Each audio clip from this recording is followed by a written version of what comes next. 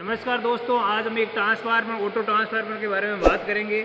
एक हमारे पास auto transformer है और इस ऑटो ट्रांसफार्मर की पूरी डिटेल्स इस वीडियो में बताने वाले हैं। और इस ऑटो ट्रांसफार्मर किस प्रकार से कार्य करता है, ये ऑटो ट्रांसफर वह ऑटो ट्रांसफार्मर है जिसमें वोल्टेज को डाउन करने का काम करेगा।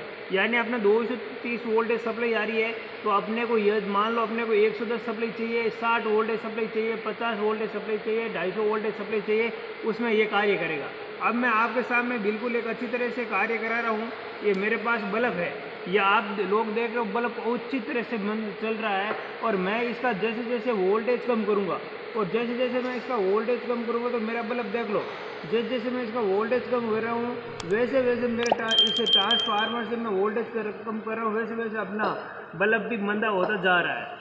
आप लोग देख रहे होंगे कि ये इस प्रकार से मैं पूरा लास्ट में वोल्टेज बिल्कुल 10-20 वोल्टेज पर लेकर आ जाऊँगा कि मेरा बल्ब चलेगा या नहीं चलेगा। अब आप लोग देखते रहना कि मैं बता रहा हूँ आप लोगों को ये प्रैक्टिकल, इसकी वाइंडिंग, ये पूरा सेटअप।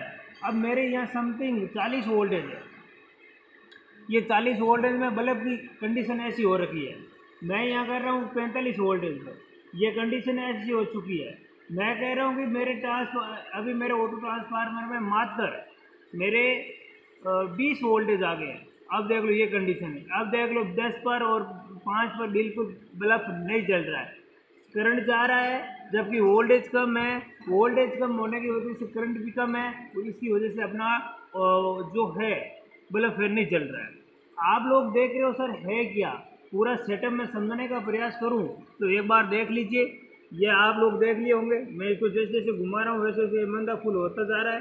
ठीक है, अब मैं आपको समझने का प्रयास कर रहा हूँ। बेटा ये पूरी जो वाइंडिंग दिख रही है ये सिर्फ एक वाइंडिंग है। ऑटो ट्रांसफार्मर हमेशा सिर्फ करंट के सिद्धांत पर कार्य करता है और यहाँ पर ये 5 HP से 25 HP की मोटरों में इसका उपयोग कर लिया जाता है।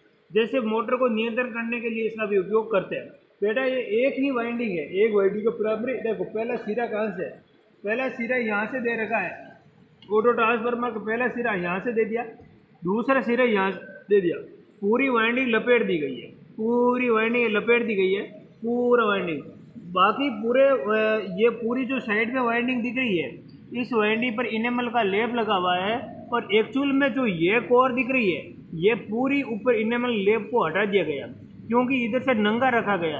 अब क्या होता है, इसको नंगा क्यों रखा, नंगा इसलिए रखा जाता है क्योंकि ये जो वाइंडिंग में से ये जैसे यहाँ तार आएगा, ये तार आएगा, तो यहाँ से जैसे यहाँ अपने तार से संपर्क होगा, यहाँ से तार और संपर्क होगा, यानी वाइंडिंग इतनी चलेगी, आगे संपर्क होगा इतनी चलेगी, यानी अपने आवश्यकता अनुसार वाइंडिंग को चला रहे हैं। जैसे मेरे को आधी वाइंडिंग चलानी है तो अपने यहाँ तार को यहाँ लेकर आ जाओ, पूरी चलानी है तो यहाँ लेकर आ जाओ, इसको पूरी चलानी इतनी यहाँ लेकर आ जाओ। आप लोग ये मेरी बात समझ गए होंगे कि इसका उपयोग साधारणतः अपने मोटर की गति नियंत्रण कर सकते हो। अदर भी कोई आपको यंत्र को नियंत्रण करना है तो अपने ऑटो ट्रांसफार्मर का उपयोग कर सकते हो।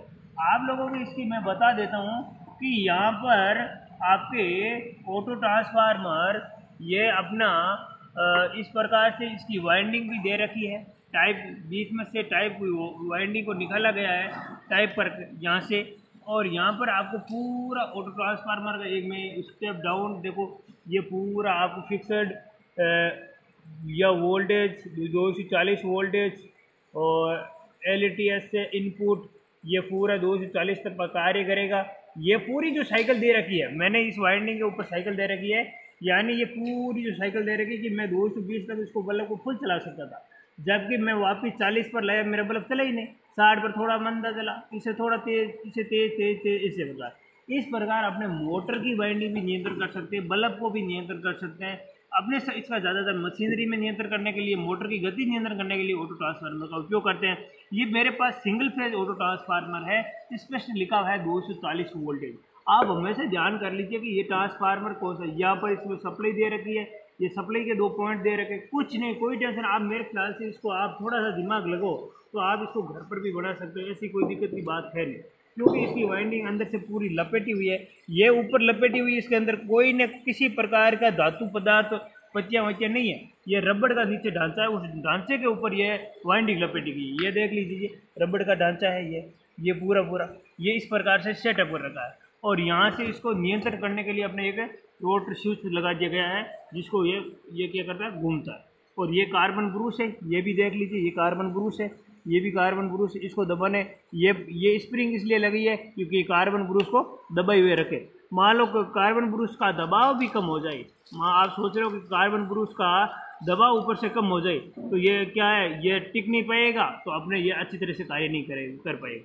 यानी ये स्प्रिंग दोनों क्या करती, कार्बन ब्रूस को दबाने का कार्य करती है। ये मैंने पूरा ऑटो ट्रांसफार्मर के अंदर से पूरा ऑपरेशन करके दिखा दिया गया है। आपको वीडियो कैसा लगा ज़रूर बताएं।